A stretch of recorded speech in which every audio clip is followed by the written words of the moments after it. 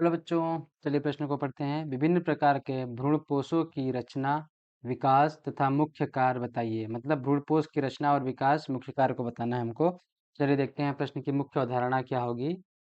मुख्य अवधारणा क्या होगी कि भ्रूणपोष भ्रूणपोष और भ्रूणपोष क्या होते हैं कि जब निषेचन निषेचन की क्रिया होती है तो जो नर का एक युग्मक क्या होता है, नर का एक युग्मक क्या होता है कि अ, अंड भ्रूणकोश के भ्रूणकोश के द्वितीयक केंद्रक से द्वितीयक केंद्रक जो कि द्विगुणित होता है, भ्रूणकोश के द्वितीयक केंद्रक को क्या करता है, निषेचित करता है। नर का एक युग्मक भ्रूणकोश के द्वितीयक केंद्रक को निषेचित करता है उसके फलस्वरूप क्या बनता है, भ्रूणपोष बनता है। और यह क्या करता है, परिवर्तित होते हुए भ्रूण को पोषण पोषण प्रदान करता है। तो अब हमारा प्रश्न का अगला भाग क्या है कि इसकी रचना और विकास। तो ये भ्रूणपोष कितने प्रकार के होते हैं? भ्रूणपोष मुख्यतः 3 प्रकार के होते हैं। भ्रूणपोष भ्रूणपोष मुख्यतः 3 प्रकार के होते हैं। और एक बात कि जो भ्रूणपोष होते हैं वो क्या होते हैं, त्रिगुणित होते हैं। त्रिगुणित भ्रूणपोष होते हैं।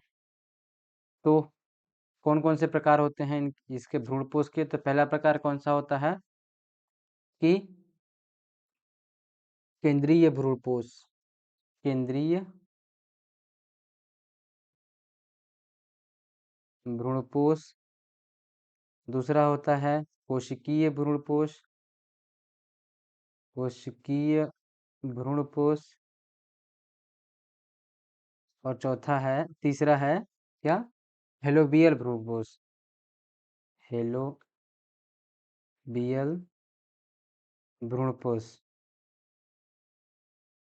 तो चलिए देखते हैं हम एक-एक करके क्या होता है। तो पहला हम देखेंगे कौन सा भ्रूणपोष, केंद्रीय भ्रूणपोष। केंद्रीय भ्रूणपोष। इसमें क्या होता है कि जो केंद्रक होता है वह बार-बार विभाजित होता है। क्या होता है इसमें, निरंतर केंद्रक का विभाजन होता है। और क्या बनती हैं, और केंद्र का विभाजन होगा तो इसके आसपास क्या बनती है, कोशाभित्ति नहीं नहीं बनती है। तो ये पूरा भ्रूणपोष कैसा होता है, केंद्रीय दिखाई देता है। केंद्रक केंद्रक इसमें दिखते हैं। जैसा कि ऊपर दिखाया गया है चित्र ए में। चित्र ए क्या है कि यह केंद्रीय भ्रूणपोष का उदाहरण है, या उसका चित्र है। इसका उदाहरण क्या था, यह ऐसा भ्रूणपोष किसमें पाया जाता है, ऐसा भ्रूणपोष पाया जाता है कैप्सुला में। चलिए देखते हैं चित्र को। तो ये देखिए ऊपर का जो है इसको क्या बोलते हैं, प्राक भ्रूण है ये। और ये क्या है, ये बीच में जो जगह खाली दिख रही है हमको, इसमें क्या होता है कि बार बार जब केंद्रक विभाजन होगा, केंद्रक विभाजन हो के ये पास आते जाते हैं। तो ये जो हमको बिंदु बिंदु चीजें दिख रही हैं, ये क्या है, भ्रूणपोष। ये क्या है, केंद्रक रिक्तिका।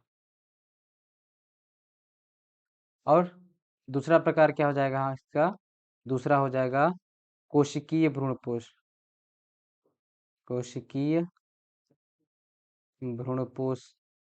इसमें क्या हो जाएगा कि जैसे जैसे विभाजन होगा, केंद्रक विभाजन के बाद क्या होता है, केंद्रक विभाजन के बाद क्या हो जाएगा, कोशाभित्ति बन जाती है। क्या, कोशाभित्ति का निर्माण हो जाता है। इसमें कोशाभित्ति का निर्माण हो जाएगा तो एक एक छोटे छोटे केंद्रक जो होंगे कोशिकीय दिखाई देने लगते हैं। तो ये कोशिकीय भ्रूणपोष कहलाते हैं। इसका उदाहरण क्या है, विलार्सिया। इसका उदाहरण ये किसमें पाया जाता है, किस पौधे में, विला विलार्सिया पादप में ऐसा ये पाया जाता है। तो चलिए चित्र को हम देखते हैं। तो ये देखिए जो बीच में दिख रहा है, ये छोटी छोटी संरचनाएं, ये ये ये क्या है, हमारा प्राक भ्रूण है, प्राक भ्रूण। और ये जो है, इनको क्या बोलते हैं हम, ये है हमारे कोशिकीय भ्रूणपोष या इसको इनको बोल सकते हैं हम, ये है हमारे भ्रूणपोष। अब तीसरा हमारा भ्रूणपोष क्या है? तीसरा प्रकार क्या है भ्रूणपोष का कि वो है हेलोबियल, हेलोबियल भ्रूणपोष, भ्रूणपोष। हेलोबियल का मतलब क्या होता है? खोखला, एक तरह से खोखला होता है, मतलब इसका केंद्रक 2 भागों में बँट जाता है। क्या होता है इसमें कि जो ये जो हेलोबियल भ्रूणपोष होता है, यह मुख्यतः किसमें होता है? एक बीजपत्री पौधों में ऐसा भ्रूणपोष होता है। और इसमें होता क्या है कि ये जो भ्रूणपोष होता है, जो केंद्रक होता है, वो 2 भागों में बँट जाता है। केंद्रक जो होता है, केंद्रक 2 भागों में वि विभाजित हो जाता है, विभाजित हो जाता है। और 2 भागों में विभाजित होने के बाद भी इनमें क्या होता है? कोशिका भित्ति का निर्माण नहीं होता है। इनमें क्या होगा? कोशा भित्ति निर्माण नहीं होता है। कोशा भित्ति निर्माण नहीं होता है। इसकी वजह से ये ऐसे दिखते हैं। तो ये जो चित्र सी है, ये किसका है? हेलोबियल भ्रूणपोष का। और इसका यह ऐसा किसमें पाया जाता है? तो एक बीजपत्री पादप, जैसे मान मान लीजिए उदाहरण क्या हो जाएगा? उदाहरण गेहूँ। तो अब हमारे प्रश्न का अगला भाग क्या है कि इसका कार्य बताइए, भ्रूणपोष का कार्य। तो हम देखते हैं इनका कार्य क्या है भ्रूणपोष का। तो पहला कार्य क्या हो जाएगा? ये परिवर्धित होते हुए भ्रूण को पोषण प्रदान करते हैं। क्या करते हैं? परिवर्धित होते भ्रूण को पोषण प्रदान करते हैं। और क्या इनका कार्य है? यह पोषक ऊतक होते हैं। क्या एक तरह के क्या होते हैं? पोषक ऊतक होते हैं। और इनमें क्या होता है? और इनका कार्य क्या होता है? यह भोजन को संग्रह करते हैं, भोजन को संग्रह करते हैं। तो ये क्या है हमारा भ्रूणपोष, उसके प्रकार और उनके कार्य। आशा करते हैं आपको समझ आया होगा। धन्यवाद।